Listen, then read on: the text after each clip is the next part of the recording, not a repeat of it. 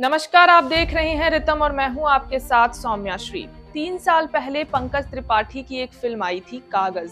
इस फिल्म में दिखाया गया था कि कैसे एक जीवित इंसान को सरकार ने सरकारी कागजों पर मृत घोषित कर दिया, जिससे उस व्यक्ति को बैंक से लोन नहीं मिल पाता है और फिर कैसे 18 सालों के संघर्ष के बाद वह व्यक्ति खुद को जिंदा साबित करता है। ये फिल्म सच्ची घटना पर आधारित है, यानी हकीकत में ऐसा हुआ है। लेकिन ये तो एक यूपी के रहने वाले एक आम इंसान की कहानी है। लेकिन क्या हो जब देश के दिग्गज नेता जयप्रकाश नारायण को जीवित रहते ही मृत घोषित कर दिया जाए। आप देख रहे हैं किस्सा लोकतंत्र का और आज के इस एपिसोड में हम बात करेंगे कि कैसे देश के पूर्व प्रधानमंत्री मोरारजी देसाई से एक बड़ी चूक हो जाती है और वो जीवित जेपी नारायण को गलती से मृत घोषित कर देते हैं। ये बात है साल 1979 की। 11 अक्टूबर की तारीख थी। जेपी नारायण मुंबई के जसलोक अस्पताल में एडमिट थे।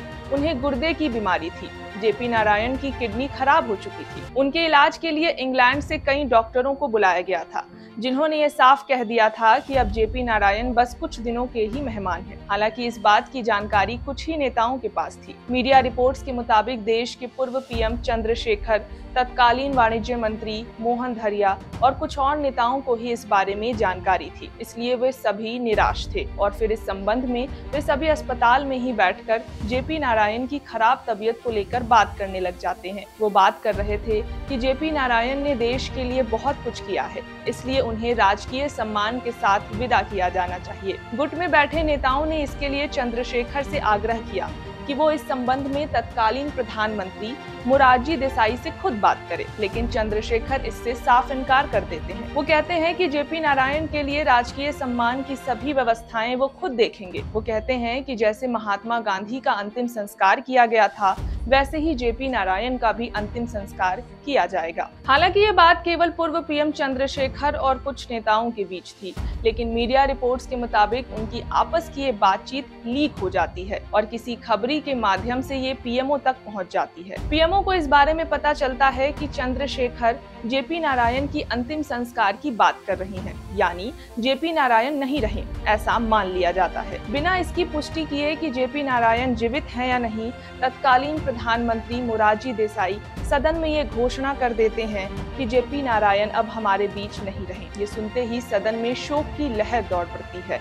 लोग हक्का बक्का हो जाते हैं और फिर नियम के अनुसार जेपी नारायण के लिए सदन में 2 मिनट का मौन रखा जाता है और इसके बाद सदन स्थगित हो जाता है। इधर मीडिया तक भी ये जानकारी पहुंच जाती है। कई चैनलों पर जेपी नारायण नहीं रहे, इसे लेकर बुलेटिन और तमाम प्रकार के शोज ब्रॉडकास्ट होने लगते हैं। दूरदर्शन अपना रोजाना प्रसारित होने वाले दोपहर की बुलेटिन को रोक देता है और देश की जनता को ये बताने लगता है कि जेपी नारायण अब नहीं रहे। इधर मीडिया और लोगों की भारी भीड़ जसलोक अस्पताल पहुंच जाती है। लोग अस्पताल के अंदर घुसने लगते हैं। उस वक्त चंद्रशेखर और कई नेता अस्पताल में ही मौजूद होते हैं। वो भारी भीड़ को काबू करने में लग जाते हैं। इस बीच चंद्रशेखर कई मीडिया कर्मियों पर भी गुस्सा हो जाते हैं कि इस तरह की फेक जानकारी उन्हें कहां से मिल गई। वो लोगों को समझाने लगते हैं कि जेपी नारायण जिंदा हैं, उनकी मौत नहीं हुई है और कृपया उनके स्वस्थ होने की कामना करें। मीडिया रिपोर्ट्स के मुताबिक जब भीड़ काबू नहीं हो पाती है, तब जसलोक अस्पताल के बाहर चंद्रशेखर लाउड स्पीकर लेकर खड़े हो जाते हैं और जोर जोर से कहने लगते हैं कि जेपी नारायण अभी जिंदा हैं, उनकी मौत नहीं हुई है। फिर क्या था, लोगों के बीच उथल पुथल मच जाती है। एक ओर जेपी नारायण की मौत की खबर आती है और दूसरी ओर उनकी जिंदा होने की।